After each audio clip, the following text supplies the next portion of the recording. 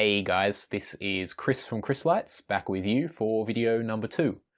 For my sophomore effort, I've got something to share with you that's really quite beautiful.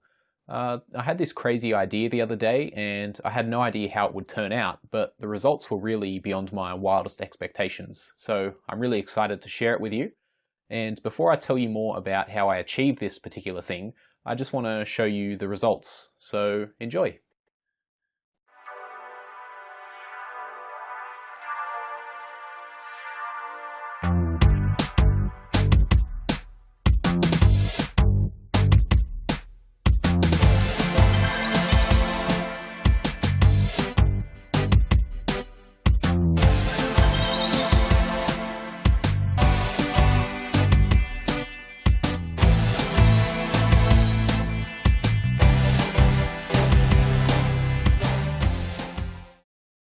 Welcome back.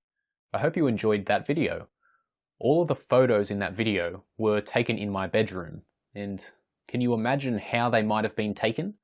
If you'll permit me to use a dreadful pun, I can promise you the answer will blow you away. So the other day, I was laying in my bed staring up at my ceiling, or my ceiling fan to be more precise, and I thought to myself, well, maybe I should try putting some LEDs on that and see what happens. And surprise, surprise, that's exactly what I did. This is a blade of my ceiling fan with a high density LED strip running across it, attached very securely with elastic bands. It's driven by a little Arduino right here and powered by a lithium polymer battery on the back. And this blade looks quite cool on its own, I think. You can see some neat effects running back and forward along the LED strip, but the magic really happens when I reattach it to the fan, turn off the lights and start spinning it. Through trial and error, I found that it takes my fan around half a second to rotate. So by taking my photos with a half-second exposure time, I can capture a full rotation of the fan. You might have noticed that most of the disk photos have this weird black line running through them. This is because the fan doesn't actually spin at exactly half a second. It's usually slightly slower. Because the camera has an exposure time of half a second, it doesn't quite capture a full revolution of the fan. But having said that, I kind of like this effect. It gives each photo a unique personality.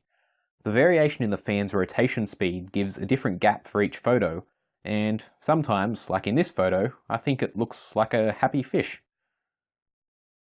Another thing that I found interesting is that the inner rings of the photos are made up of pretty much solid light, and the further outwards you go, the more darkness you'll see between the dots of light.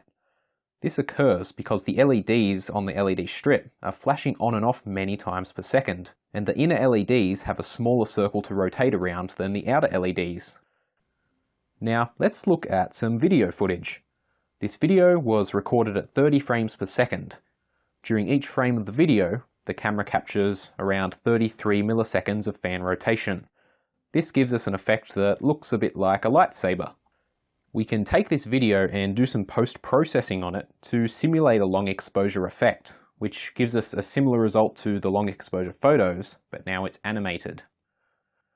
And that's it for today, guys. I'm really glad I decided to try out this whole light exposure thing. I've never taken light exposure photography before, so it was quite literally for me a shot in the dark. But I'm really happy with the results and I hope you enjoyed it too. If you do like any of the photos and you'd like to use them for a project, I'm putting them all out on the public domain. There's a link in the video description where you can download any or all of the pictures and use them free of charge for whatever you want. It could be a desktop wallpaper or some kind of art project. If you have a favourite photo or you've used some of them, you don't have to attribute me, but feel free to let me know in the comments. I'd be interested to see what you do with them. And that's it. So if you like the video, please like and subscribe and see you soon. Bye!